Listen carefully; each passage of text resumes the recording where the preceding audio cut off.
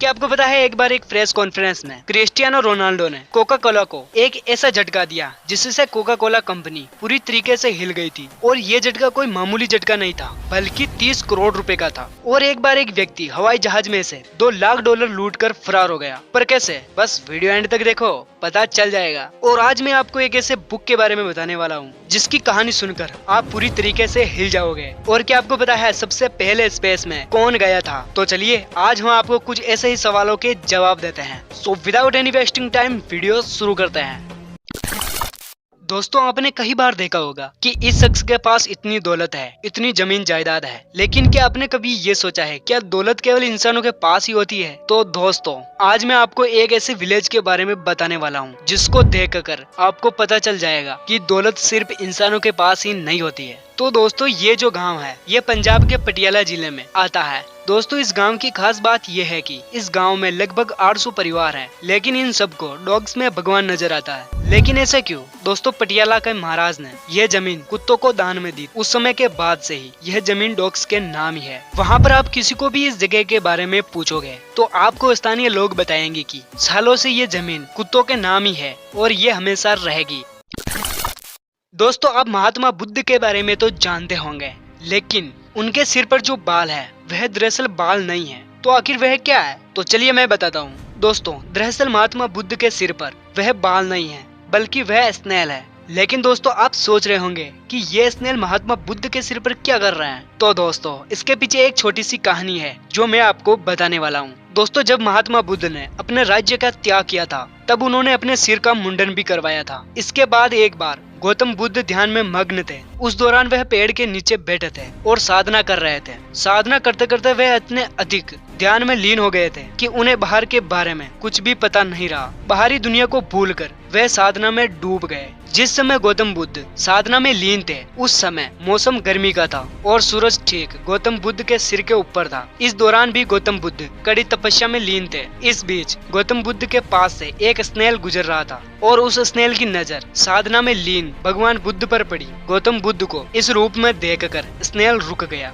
और वह सोचने लगा कि इतनी अधिक गर्मी में यह कैसे साधना में लीन है। स्नेल ने सोचा इसके सिर पर तो बाल भी नहीं है, इस वजह से उनको बहुत गर्मी भी लग रही होगी। यह सोचकर स्नेल गौतम बुद्ध के शरीर पर रेंगते हुए उनके सिर तक पहुंच गया। उसके बाद उसने अपने मन में सोचा कि अगर मैं गौतम बुद्ध के सिर पर रहूंगा तो उनको गर्मी का एहसास कम होगा। यह सोचकर वह वहीं पर बैठ गया। उस स्नेल को देखने के बाद बहुत से स्नेल उसके पीछे पीछे गौतम बुद्ध के सिर पर चढ़ गए और इस तरह 108 स्नेल गौतम बुद्ध को गर्मी से बचाने के लिए उनके सिर पर बैठा रहे और इस तरह उन 108 स्नेल की वहीं पर जान चली गई।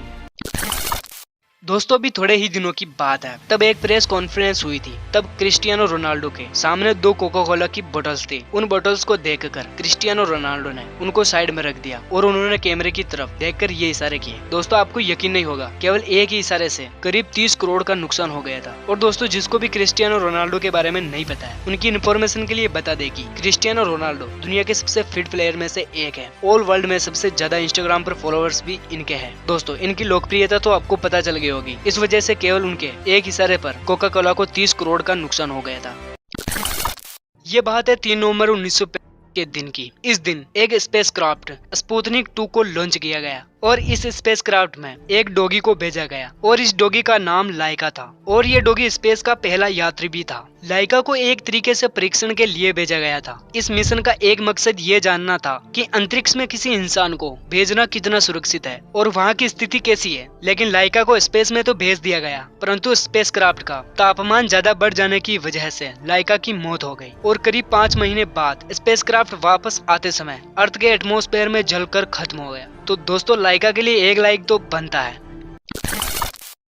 द बुक ऑफ सोएगा, जिसे बुक ऑफ डेथ के नाम से भी जाना जाता है। कहा जाता है कि यह एक बेहद ही मिस्टीरियस बुक है जिसके इतिहास की सही जानकारी आज तक किसी के पास नहीं है। लेकिन ऐसा माना जाता है कि इस किताब में अनेक जादुई क्रियाओं और आत्मा से जुड़े अनेक अनसुलझे रहस्यों के बारे में बताया गया है। लेकिन वे अनसुलझे रहस्य कौन से हैं उनके बारे में आज तक किसी को पता नहीं चला है। इन ग्राफिक्स में लिखे गए शब्दों का असल मतलब आज के समय में किसी को नहीं पता है। लेकिन माना जाता है कि सन 1552 में उस समय के मशहूर विद्वान जॉन डी के पास ये किताब थी जिसे जॉन डी ने डिकोड करने की पूरी कोशिश की, लेकिन उनको भी कुछ पता नहीं नहीं चला। और हाँ, इस बुक में 40,000 सालों को कुछ इस तरह गुजरा गया है जिसमें जॉन डी की सारी उम्र निकल गई, लेकिन उनको इस किताब के बारे में कुछ भी पता नहीं चला। और जॉन डी कुछ अंक किताब के डिकोड करने के बाद यह समझ गए कि यह किताब जादुई मंत्रों से लिखी गई है। और उनकी मृत्यु के बाद यह किताब अचानक गायब हो गई और फिर उस किताब का कभी पता नहीं चला। लेकिन 1990 में अचानक इस किताब को ब्रिटिश लाइब्रेरी के एक कोने में पाया गया और उसके बाद एक बार फिर यह बुक गायब हो गई। उसी लाइब्रेरी के पास एक लाइब्रेरी में मिली, लेकिन जब दोनों लाइब्रेरियों के अधिकारियों से पता किया गया कि यह बुक यहाँ पर कैसे आई, तो उन्होंने बताया कि इससे पहले ये बुक हमने कभी नहीं देखी। दोस्तों, जॉन डी की मृत्यु के बाद यह बुक अचानक से कहाँ चली गई और 1990 में अचानक से उस लाइब्रेरी में कैसे पहुंची, उसका रहस्य आज भी एक रहस्य बना हुआ है।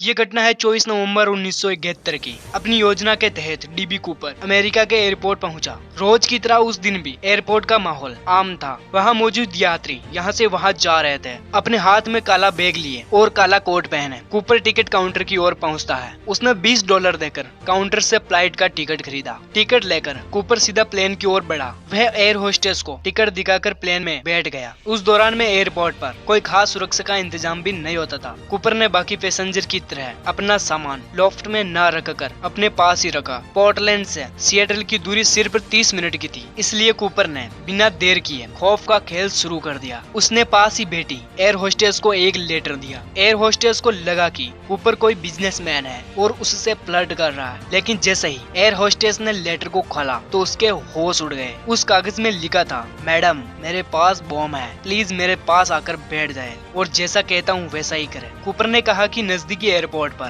प्लेन को लैंड कराया जाए और उसमें फिर से फ्यूल भराया जाए और उसके साथ साथ उसे $2 लाख और 4 पैराशूट भी चाहिए। एयर होस्टेस सीधा पायलट के पास पहुंची और उसे सारी बात बताई। पायलट समझ गया कि यात्रियों की जान खतरे में है और प्लेन को लैंड किया गया और उसकी सारी शर्तों को पूरा किया गया। लेकिन FBI ने कूपर को दिए जाने वाले पैसों के नोटों के नंबर को नोट कर लिया ताकि कूपर को पकड़ा जा सके। इसके बाद कूपर का असली मिशन शुरू हुआ। उसने पायलट को कहा कि विमान को मैक्सिको ले चले। दूसरी तरफ अमेरिका की एयरफोर्स ने अपने 2 विमान उस विमान के पीछे लगा दिए। जब विमान हवा में था तभी कूपर ने यात्रियों को कॉकपिट में जाने को कहा और साथ में ये भी कहा कि अंदर से दरवाजे को बंद कर दें। इसके थोड़ी देर बाद पायलट को विमान में हवा के दबाव में फर्क महसूस हुआ। जब को पायलट ने बाहर जाकर देखा तो विमान का दरवाजा खुला हुआ था और उसने तुरंत जाकर दरवाजा बंद किया और कूपर को पूरे विमान के अंदर ढूंढा, लेकिन उसका कोई पता नहीं चला। एयरपोर्ट पर उतरने के बाद विमान को चारों तरफ से घेर लिया गया। हर किसी को उम्मीद थी कि कूपर को पकड़ लिया जाएगा, लेकिन वह आसमान में विमान से फरार हो चुका था। हर कोई ये जानकर हैरान था कि आखिर कूपर ने ऐसा कब किया। यहाँ तक कि उस विमान के साथ साथ चल रहे अमेरिकी एयरफोर्स के विमान के पायलटों को भी इसके बारे में कुछ पता नहीं चला। कूपर की हर जगह तलाश की गई, लेकिन उसका कोई सुराग नहीं मिला। और आज 48 साल बीत चुके हैं, लेकिन कूपर का रहस्य एक रहस्य बना हुआ है। तस्वीर के नाम पर उसकी बस एक स्केच है। उसकी असली तस्वीर भी किसी के पास नहीं है और न ही किसी को ये पता है कि वो कौन था और कहां से आया था।